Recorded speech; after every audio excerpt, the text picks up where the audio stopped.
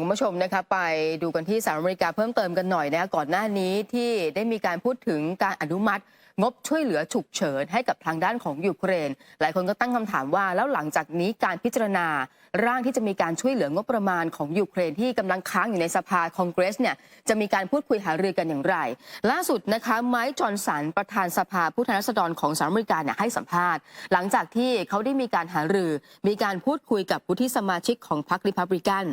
โดยไมค์จอห์นสันเนี่ยบอกว่าเขาจะมีการดำเนินตามเจตนารมณ์ของสภาผู้แทนราษฎรในการช่วยเหลือยูเครนคือเขาเข้าใจถึงความสำคัญของเรื่องนี้แล้วก็เชื่อว่าไม่มีใครอยากที่จะให้รัสเซียนั้นชนะเพราะถ้าเกิดว่ารัสเซียชนะก็จะไม่หยุดแค่ยูเครนแต่ว่ามันอาจจะไปทั่วทั้งยุโรปแต่ว่าความช่วยเหลือตรงนี้เนี่ยมันอาจจะแตกต่างกันอย่างเช่นแพ็กเกจความช่วยเหลือต่างประเทศมูลค่า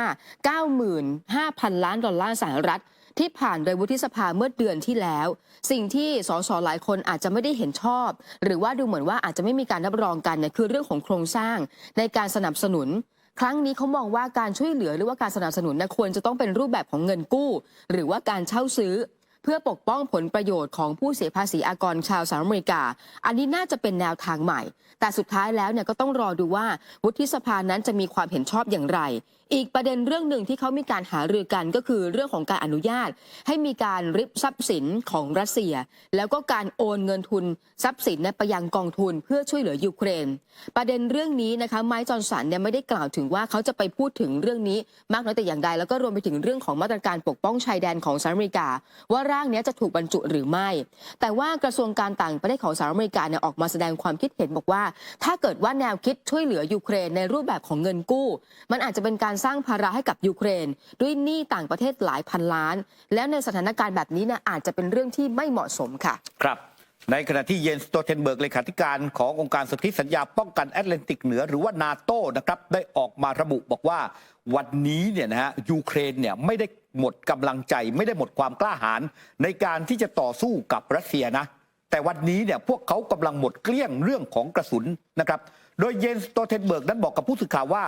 ร่วมมือกันหน่อยได้ไหมเรามีศักยภาพในการมอบในสิ่งที่ยูเครนต้องการตอนนี้เราจำเป็นต้องแสดงให้เห็นถึงความตั้งใจในการที่จะช่วยยูเครนเสียงเตือนของทางด้านเยนสโตเทนเบิร์กมีขึ้นในขณะที่แรงสนับสนุนจากทหารเพิ่มเติมจากสหรัฐผู้หนุนหลังของยูเครนนั้นเนี่ยยังถูกขัดขวางจากสภาคองเกรสจากพวกรีพับลิกันสายแข็งกร้าวที่ต่อต้านประธานาธิบดีโจไบเดน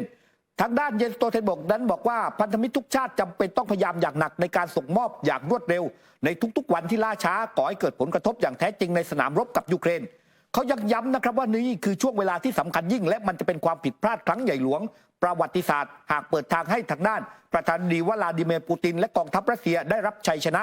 พวกเจ้าหน้าที่ยูเครนและตะวันตกต่างยอมรับว่ากองทัพของยูเครนนั้นกำลังมีอาวุธยุทโธปกรณ์ตกเป็นรองรัสเซียเนื่องจากว่าขาดแรงหนุนจากบรรดาผู้สนับสนุนนั่นเองนะครับเมื่อไม่นานมานี้เองกองกำลังยูเครนถูกบีบให้ต้องล่าถอยออกจากเมืองอัฟดิฟกาป้อมปราการทางยุทธศาสตร์ตามหลังการสู้รบอันดุเดือดและทหารของพวกเขาประสบปัญหาในการสกัดกั้นไม่ให้รัสเซียนั้นรุกคืบในขณะที่ทางตันทางการเมืองก็ทำให้แรงสนับสนุนจากสหรัฐหยุดชะงักบรรดาชาติในยุโรปเองก็มีปัญหาเกี่ยวกับการยกระดับกำลังการผลิตกระสุนและอาวุธในภาคอุตสาหกรรมของพวกเขา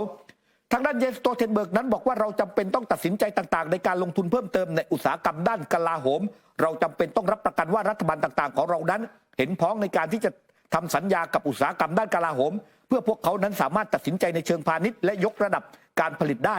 ที่ผ่านมานั้นสหภาพยุโรปได้เริ่มโครงการได้เริ่มต่างๆในความพยายามเพิ่มกำลังการผลิตและยืนยันว่าระดับการผลิตนั้นกำลังเพิ่มสูงขึ้นอย่างไรก็ตามจากข้อมูลพบว่ากลุ่มที่ประกอบไปด้วยสมาชิก27ชาติในเวลานี้ยังคงไม่สามารถทำตามสัญญาที่ให้ไว้กับทางด้านยูเครนที่บอกว่าจะมอบกระสุนปืนใหญ่1 ล้านนัดแก่ยูเครนภายในเดือนมีนาคมนี้ครับคุณผู้ชมนะคะไปที่รัสเซียกันหน่อยนะคะ15-17 มีนาคมนี้นะคะก็จะเป็นศึกเลือกตั้งผู้นำคนใหม่ของรัสเซียนะคะแต่ดูเหมือนว่าทางยูเครนเองเนี่ยอาจจะไม่เห็นด้วยแล้วก็มองว่าการเลือกตั้งครั้งใหม่นี้อาจจะเป็นการที่เพิ่มแรงกดดันหรือว่ามาตรการคว่ำบาตรต่างๆเพื่อที่จะให้รัสเซียไม่ได้มีการเลือกตั้งครั้งนี้เกิดขึ้นอย่างทางด้านของรัฐบาลของยูเครนเนี่ยเขามีการลงมติทั้งหมดคือ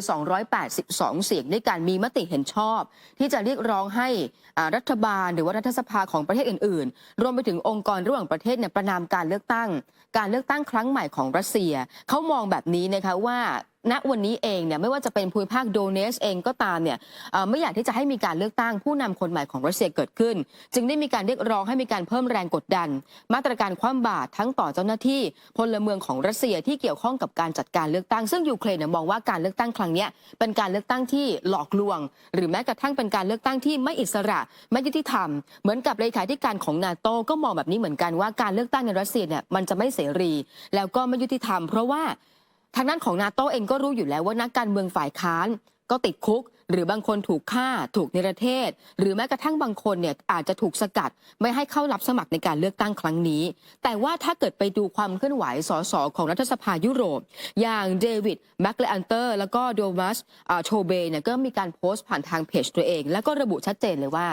ประเด็นเรื่องของการเลือกตั้งของรัสเซียนี้รัฐสภายุโรปนั้นจะไม่เข้าไปสังเกตการไม่แสดงความคิดเห็นใดๆเกี่ยวกับกระบวนการเลือกตั้งในรัสเซียถ้าเกิดว่าสมาชิกรัฐสภายุโรปคนไหน